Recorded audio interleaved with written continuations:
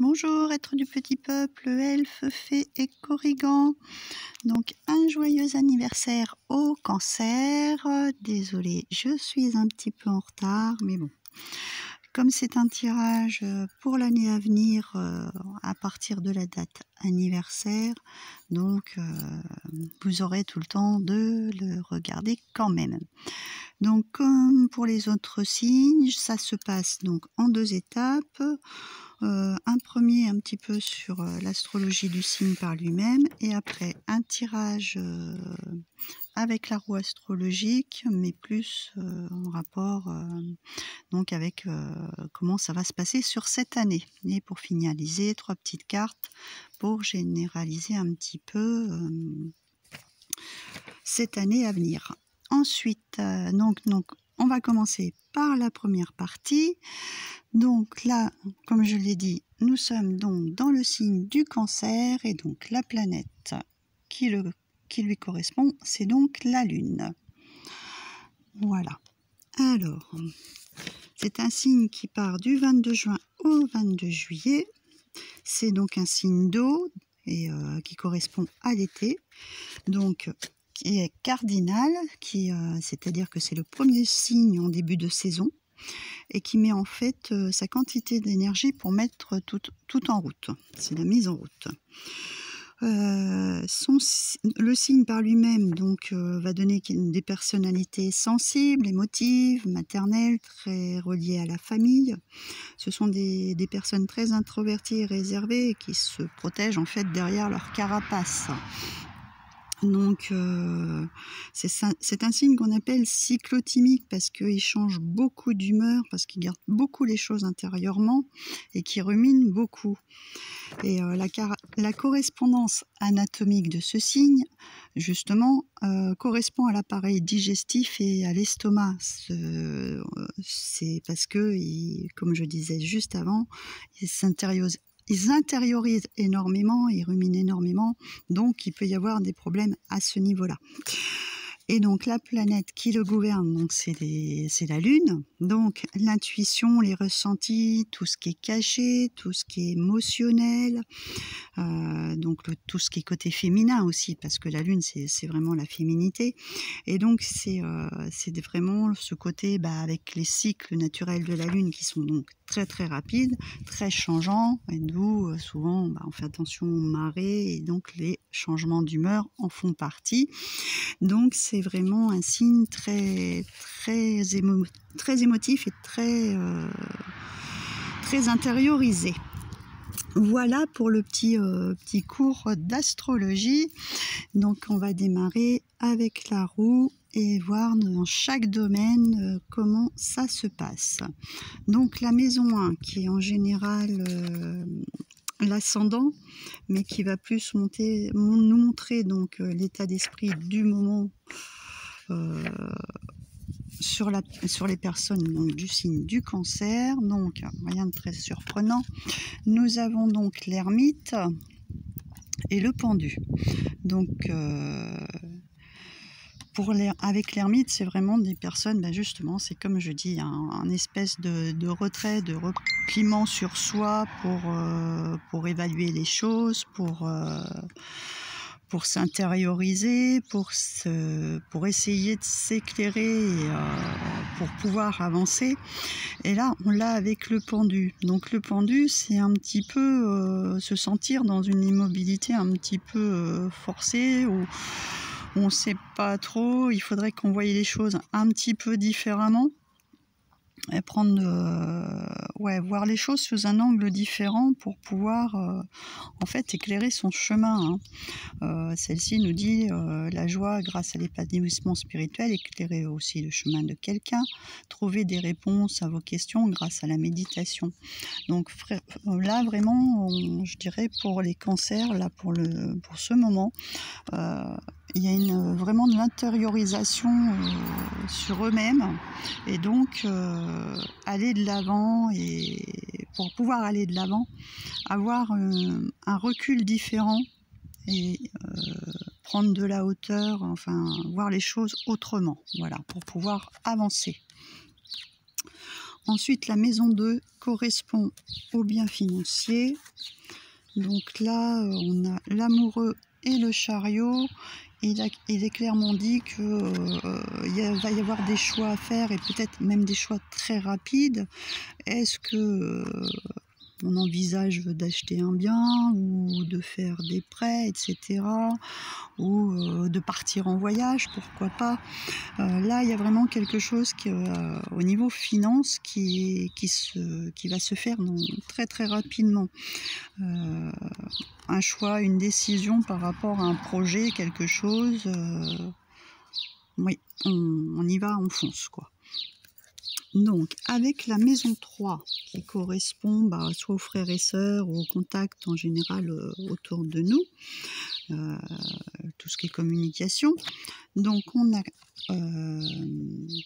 2 fois le fou. 2 fois le fou. Donc là, c'est... Bon, on fonce un petit peu... on est direct, quoi, je dirais plutôt ça. On part sur des coups de tête, on va peut-être dire les choses, oui, d'un seul coup.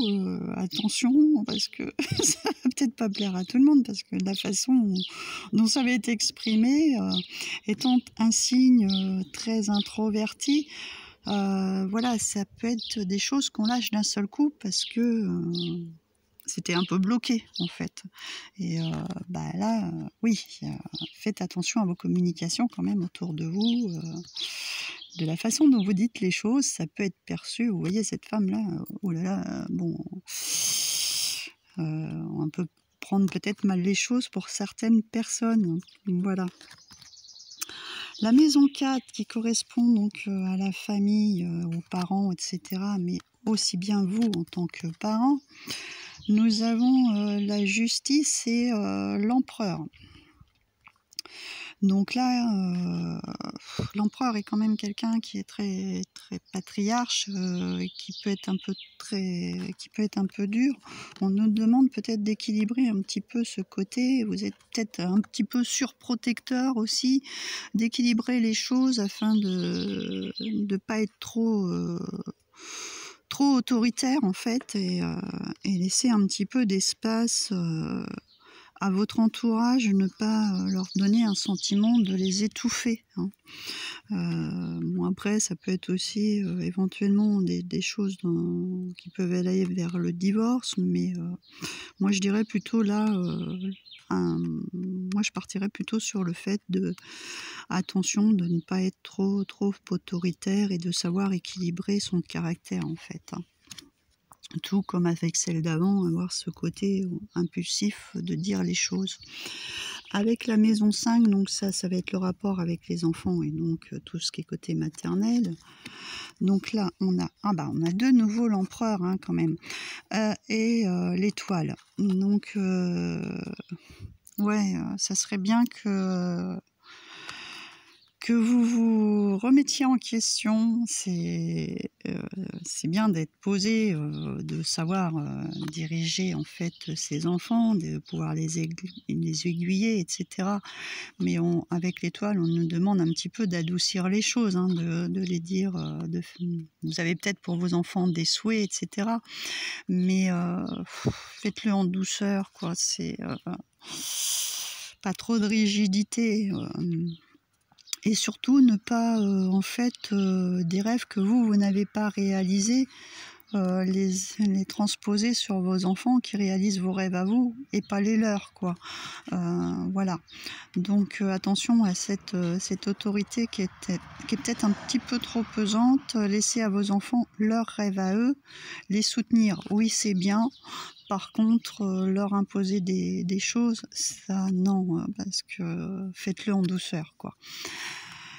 Ensuite, avec la maison 6, nous allons aller sur la santé, tout ce qui est autour, qui tourne autour de la santé. Donc là, on a la roue de fortune et le soleil. Donc là, si vous étiez un petit peu...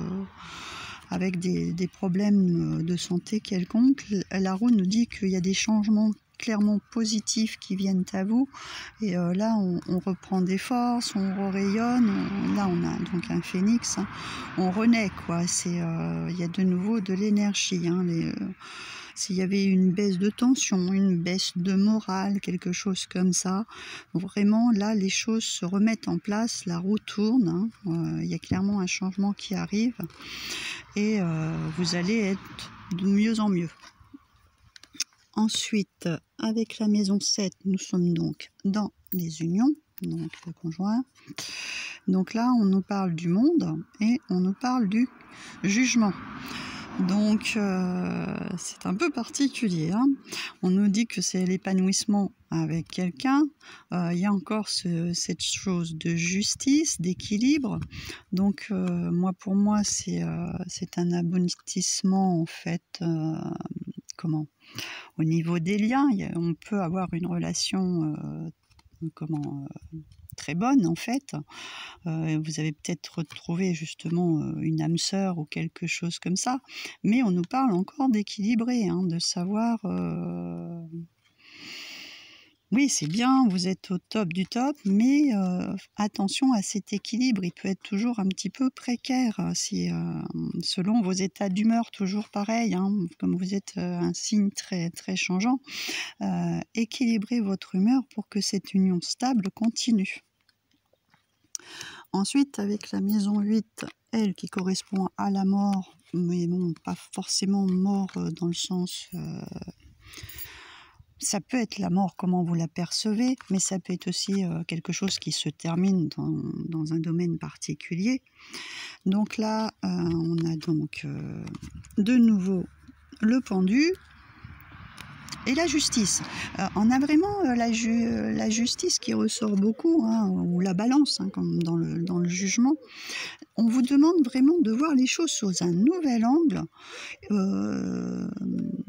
de façon à équilibrer tout ça. Donc moi je dirais plutôt qu'il y a peut-être une situation qui se termine et que vous aimez pas trop les changements en fait. Vous aimiez bien votre petit foyer, votre cocon, et donc tout ce qui peut changer dans ce domaine-là vous déséquilibre en fait, et vous avez du mal à voir les choses. Donc réévaluer les situations, équilibrer le pour, le contre, afin que tout se passe au mieux. Ensuite, avec la maison 9 qui correspond au voyage, nous avons donc le pape et le monde. Donc le pape, moi je dirais en ce sens que c'est plus une sagesse spirituelle, peut-être, des choses que vous avancez sur des connaissances par rapport à certaines voies, etc.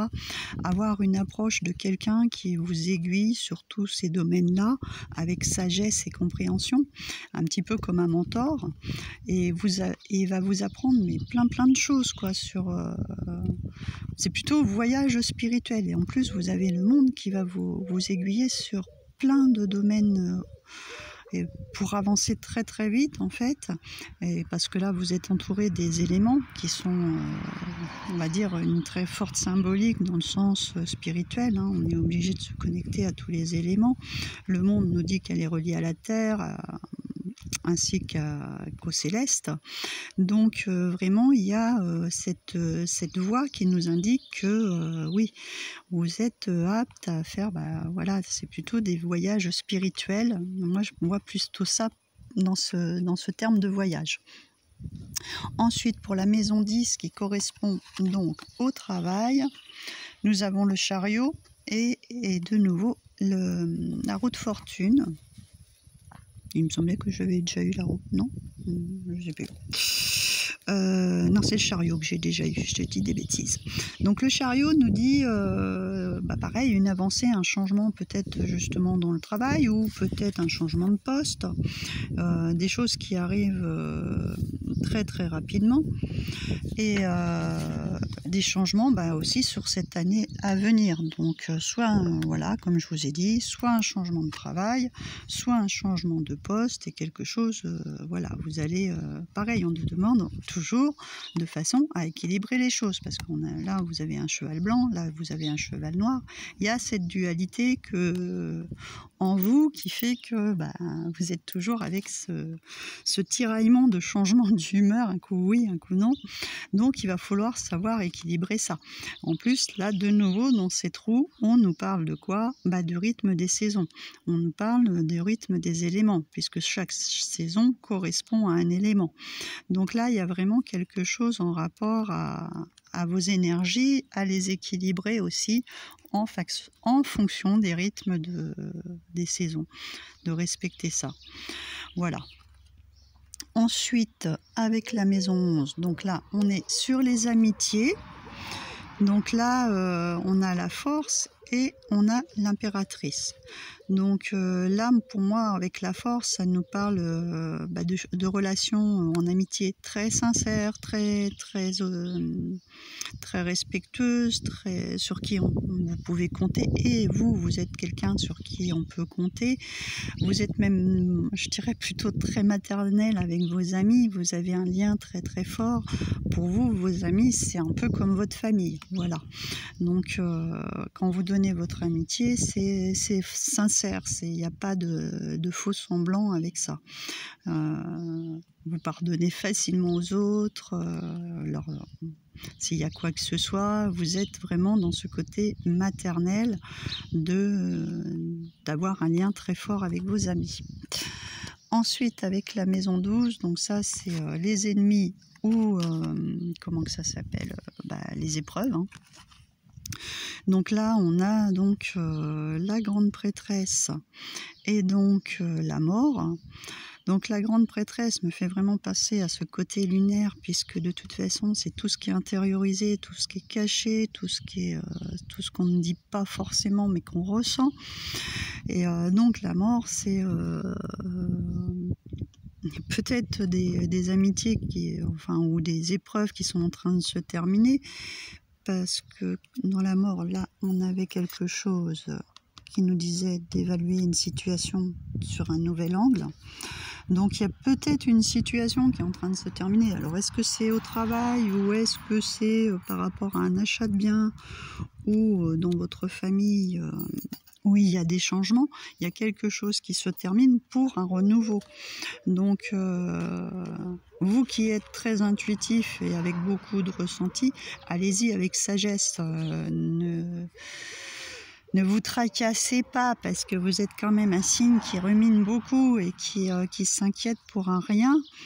C'est ça aussi, quand on vous demande de voir des choses sous un angle nouveau, de vous reprendre en main et d'arrêter de vous mettre sous votre carapace. Et voilà, bon, vous pouvez vous extérioriser, vous pouvez vous exprimer, mais il va falloir équilibrer tout ça et agir avec sagesse et pas garder des choses pour vous, parce que ce n'est pas bon non plus, mais savoir les poser correctement pour pouvoir terminer certaines choses et démarrer sur de nouvelles. Donc voilà pour ça. Ensuite, donc on va voir un petit peu généralement sur quoi on part. Donc là, on a les contraintes financières. Donc alors là, c'est peut-être par rapport à ce qu'on avait tout à l'heure. Il y avait donc un choix à faire avec de nouveau le chariot. Peut-être vous devez aller voir pour un prêt bancaire, quelque chose comme ça, parce que c'est un petit peu compliqué en ce moment. Peut-être c'est aussi ça, sur le fait qu'on a aussi le chariot et la roue de fortune au niveau du travail. Il y a peut-être des changements qui se font, et donc la situation financière est un petit peu chaotique. Bon, après, tout ce qui est financier finit par paraître passager. Les choses sont pas assez... on a tous des moments dans la vie où malheureusement les finances ne sont pas au beau fixe. On va aller voir ce qu'on a dans la suite. Donc là, avec le voyageur sacré, on a à perte de vue, élargissez vos horizons. Donc là, moi, ça me fait vraiment penser au pendu qui doit voir les choses beaucoup plus loin, voir les choses sous un nouvel angle, avoir une vision différente. parce que quand on a la tête en bas, on voit les choses pas de la même façon. Donc pour moi, oui, il y a clairement quelque chose de cet ordre-là qu'il faut que vous voyez les choses différemment, de voir beaucoup plus loin, de voir beaucoup peut-être sur plus longtemps aussi, hein. Faire aussi peut-être de nouvelles rencontres, parce que quand on élargit nos horizons, on appréhende d'autres personnes et on appréhende d'autres choses, et qui vont peut-être vous apporter beaucoup plus et approfondir certains sujets où vous avez des doutes aussi. Avec l'oracle des licornes, on nous parle de liberté. Soyez libre et sans entrave, choisissez votre liberté, assumez votre indépendance.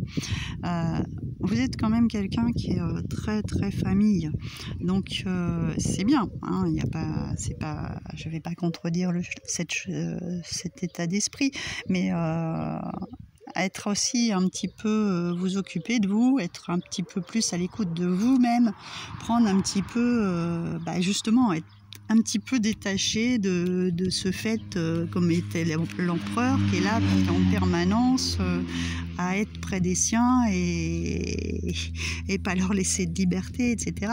Et finalement, laissez la liberté autour de vous, et vous, occupez-vous un petit peu de vous, de votre propre personnalité, de vos envies à vous, afin de laisser de l'espace un petit peu aux autres, et de vous occuper de vos envies, etc., de vous prendre un petit peu de liberté, et de ne pas être toujours là, en fait, à tout diriger, à vouloir tout superviser. Donc voilà pour ce tirage pour les cancers. Donc j'espère qu'il vous parlera. Donc c'est valable, je vous dis, pour l'année, puisque c'est sur tous les domaines, sur toute une année. Donc du début du mois anniversaire jusqu'au mois anniversaire l'année prochaine. Donc si vous avez aimé cette vidéo, n'hésitez pas à la partager, à liker en dessous, et à me laisser un petit commentaire afin que j'y réponde. Donc je vous souhaite de nouveau un joyeux anniversaire, et de bien profiter de ces moments, et que tout aille pour le mieux. À très bientôt.